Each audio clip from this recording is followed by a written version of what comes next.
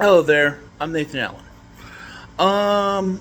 In 2019, my parents basically used the East Mesa Justice Court, the mental health system, and the Mesa Police as a de facto red flag law and stuff. Worst case, I had an accidental discharge in their house and I even offered to pay for it. No. They also wanted to keep my weapons away from me and store it in an unsecured area, making me an accessory to a crime. But no, after that, they tried to have the police run me out of their house without being a legal tenant, without going through eviction process. They don't want to pay the money. And then after that, they tried using the mental health card. They both signed off and filled out a petition. So I told the nurse and all that what went on, and I get let out 72 hours later. Even though the police take my weapon, a Walther PPQ, confiscated from me, and later, because I'm able to claim it, from I'm about to tell you why, they auction it off. Let's see, that violates not only your Second Amendment rights, but, I don't know, your Fifth Amendment. Yeah. So, they drop me back off at the house. The old man screams at me, "Do you have any guns on you? Do you have any guns on you? Do you have any guns on you?" Told him, "No, I don't have to answer that question." Well, then he doubles down and raises his voice progressively and says, "Well, then I'm going to petition to throw you in a mental institution again and again and again and again, whatever it takes to get you out of this house." So, that didn't work. So what do? They go to the East Mesa Justice Court. They file to put an order of protection. I don't know what they said in the order, but yeah, they put me on. The cops grabbed me, put me in a car, put me on the other side of town, which is really sketchy, country club and baseline, in a really sketchy Motel 6, draining me to where I'm forced to go on the street and make me within a 15-day period. Can't challenge the order. Therefore, I'm made homeless and, made a prohibited possessor for a while, preventing me from carrying. Oh, but it gets better. While on the street, minding my own business, I help another homeless lady, Jerusha Millet Sosa, who I later find out is a total meth head. She's trying to get her bike back from a bunch of drug dealers. So I call the cops, and they do nothing. But the other people scatter. I got a buzz to Krista to eat. And they are demanding to know if I called the cops on him. I said nothing. And one of them, David Duda, screams, "That's it. You're dead, motherfucker. You're dead. It's on. It's on." So, yeah, they literally threatened my life. Nothing was done about it. And so, a couple weeks later, I run into Kelly Tilley, who is the ringleader of this group. Not only is she smoking meth in public, broad daylight, but she also tries to intimidate me again. I'm like, look, I honestly feared for my life at that point, because they're also putting a bounty on my head, offering drugs to anybody who would locate my campsite. I'm like, look, I don't want trouble, just leave me alone, okay? She's like, "What are you going to do about it, pepper spray me?" They obviously knew I was carrying. So yeah, she wanted it, she threatened me, and she spit on me too. That's assault with a toxic substance. And so I pepper sprayed her in response.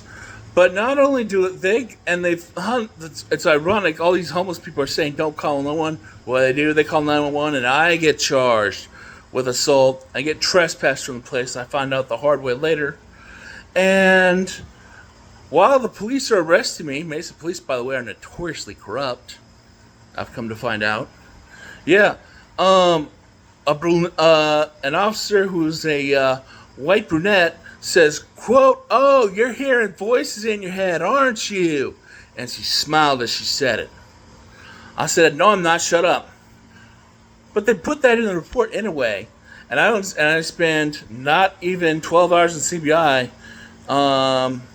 They go and book me and charge me with assault and criminal trespass, among other things later on, and them out on RR. But then they take me to CBI, the psych ward, And I'm not there for less than 12 hours. Then they put me into the Desert Vista Hospital, take me before the Kangaroo Juryless Mental Health Court. It's a hearing, and they lie before the judge and say I'm a danger to myself and others and all this crap.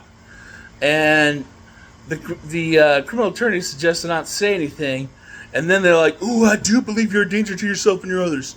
We're gonna force you to sign paperwork saying that you're seriously mentally ill, and that we're not gonna make you a prohibited possessor. You can't possess firearms or carry ammunition or anything like that." Boom. Yeah.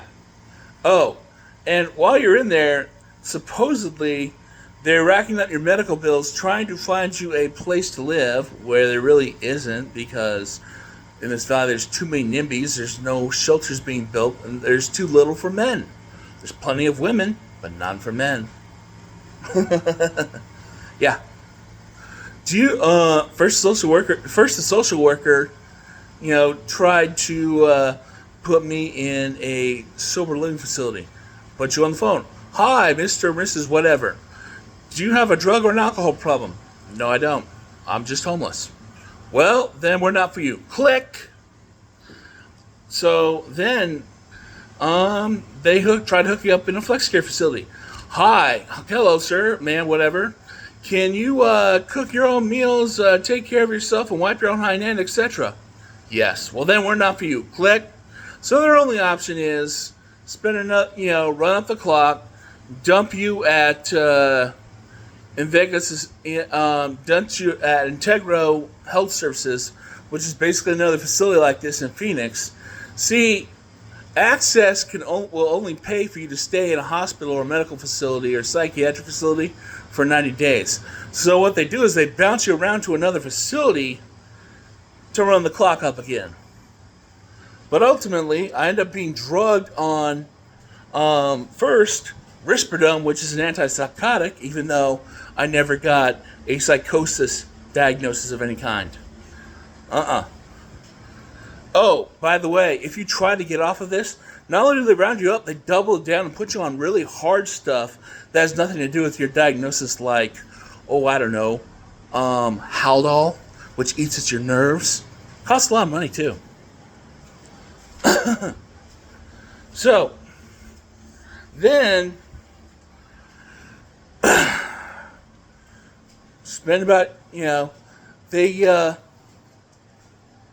go around trying to find another place, trying to find shelters or whatever, and ultimately they end up, it's like, okay, you got two options. Go to Central Arizona Shelter Services, or CAS, which is in Phoenix, and you wonder why that zone got so big, because that place is usually full.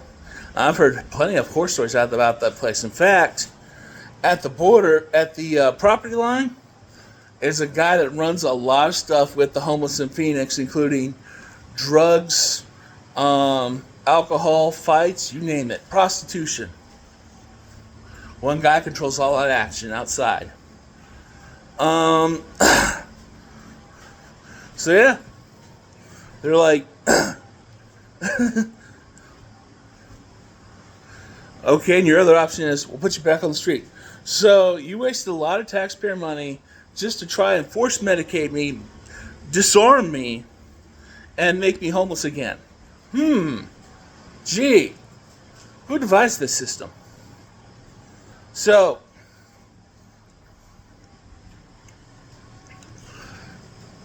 I end up going on COT. After I get off COT a second time, I'm going to the clinic, and they find out, they're alarmed at the fact that I'm using their address to order clothes and a tactical pen.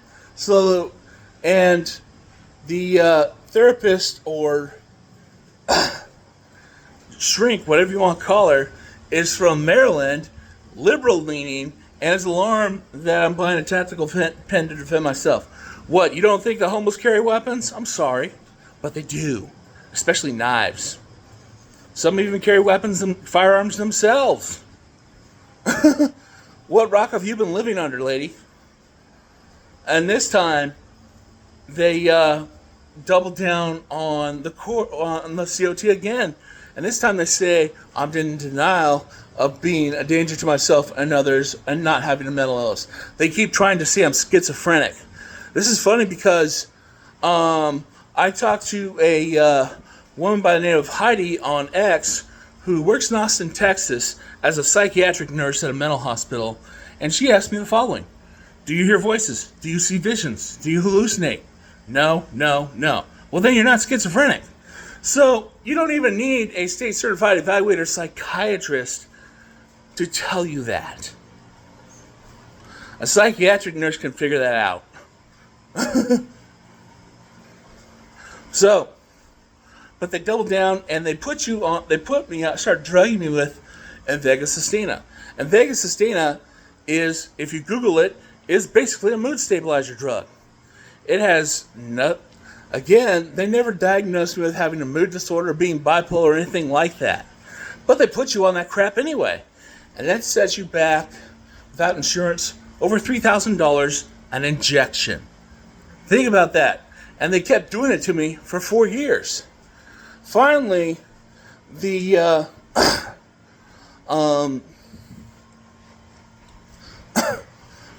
Office of the Public Advocate manages to find a state-certified evaluator shrink that agrees that I shouldn't be on court order treatment, by the name of Dr. Hernetta. He convinces the clinic, Copa Health, formerly known as Partners in Recovery, formerly known as the March Center. Yeah, a lot of name changes. Sketchy. To not renew the court order, but he doesn't give me a signed statement saying that I no longer suffer from the mental disorder entered into the matter of the court.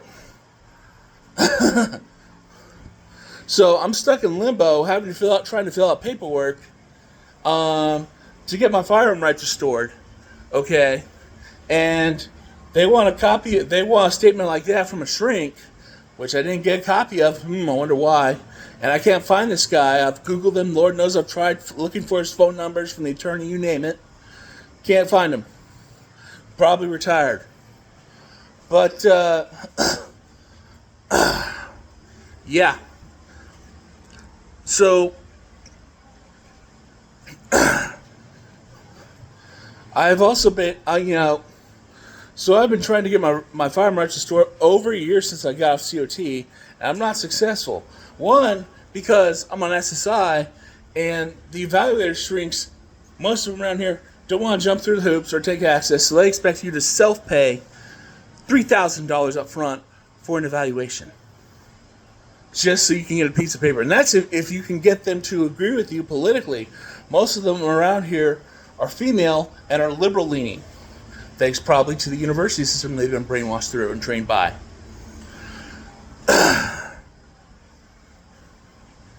Yeah. Oh, and another thing too. While I was in the psych hospital, I noticed that at least two doctors, one the assistant director of the facility, and the other, Dr. Gabby, were wearing some ridiculously expensive gold jewelry. Dr. Gabby, for example, was also wearing a gold inlaid Rolex watch. The watch I looked up on Google, the closest thing I could find to it, yeah, it resells for at least $23,000. That is not a cheap trinket. So why are you parading around in a mental hospital wearing such a thing? And she tried to play it off as saying it was a retirement gift from her colleagues. Okay, the psychiatric field in this state may be good, but not that good. And if it's a retirement gift, why are you still double dipping and working in a mental hospital? Obviously, retirement sucks and doesn't pay that good. So yeah, I'm making this video also to bring this to the attention of not only the Justice Institute, Robert Barnes, and several gun groups which I've tried to help me out, get me to help me out in the process, but don't want to do anything. They just want your money at this point, as far as I'm concerned.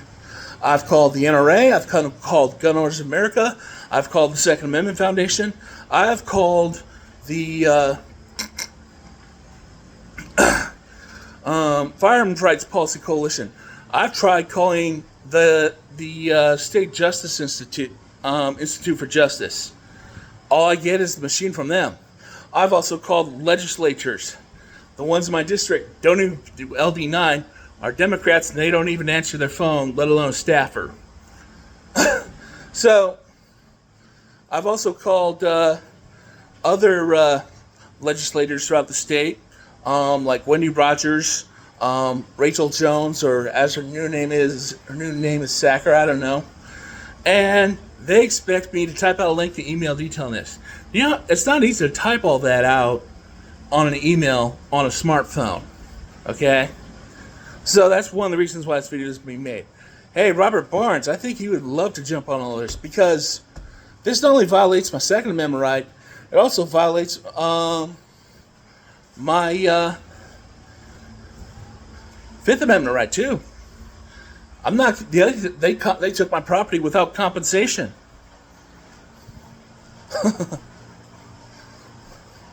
You know, and frankly, under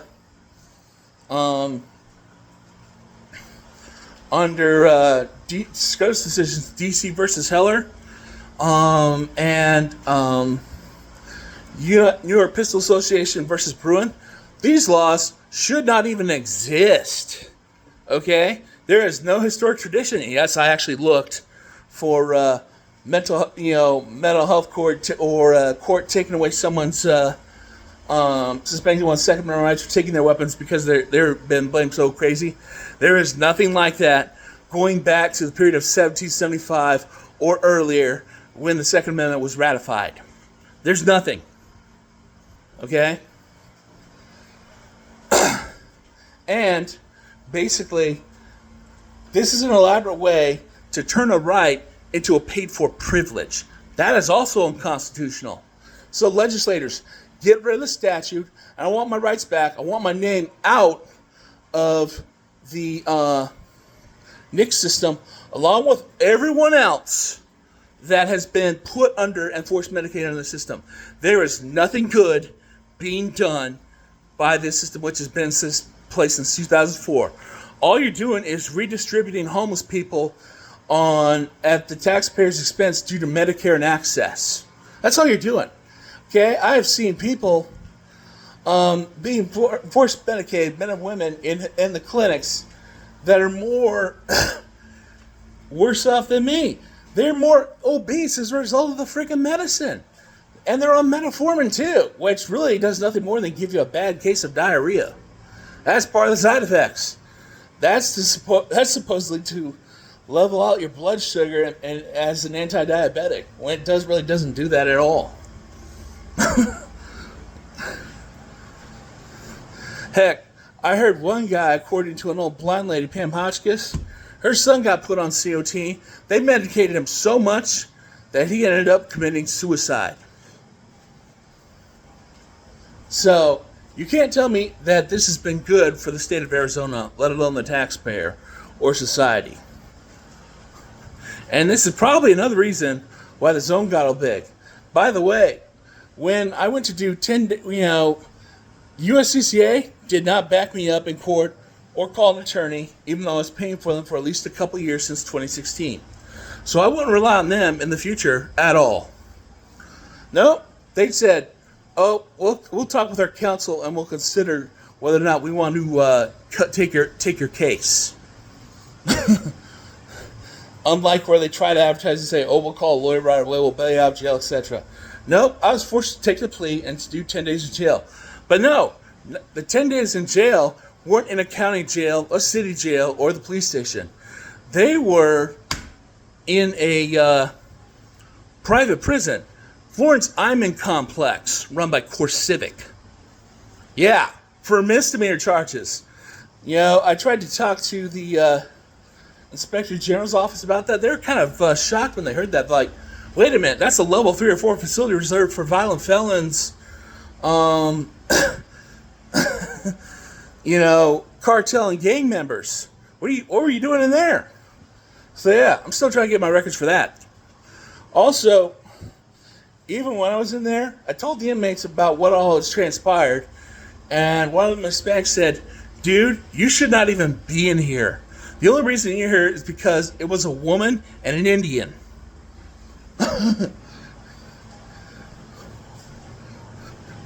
Okay? Hey, I also called the DOJ for the Civil Rights Division. I would think Miss Hamid Dillon, I believe that's her name, I would think she would be interested in this. Okay? What's happened to me violates U.S. Code Title 18, Section 242. You know what that is? That's a felony. That's called using color of law to deprive one of one's constitutional rights. And guess what? The Second Amendment and the Fifth Amendment are part of your constitutional rights, whether you want to like it or not, liberals. And I know what you're probably going to say. It's like, oh, how come you don't let the cops protect you? You can run that? Wrong. Big time wrong. So there's a SCOTUS ruling called Warren versus District of Columbia. It's been around since the 80s. Yeah, basically says the police do not have a duty to protect the general public or individual citizens. The only exception being is that you're in their custody being escorted to a correctional institution or a mental facility. That's it. Sorry, and that has been a legal precedent for a long time. So now, the police don't protect you. And by the way, for all you Mormons who think that's going to happen, look at a grid down situation. Okay? You guys, your faith tells you to keep a year's supply of food and all that stuff. What are you going to do to guard it?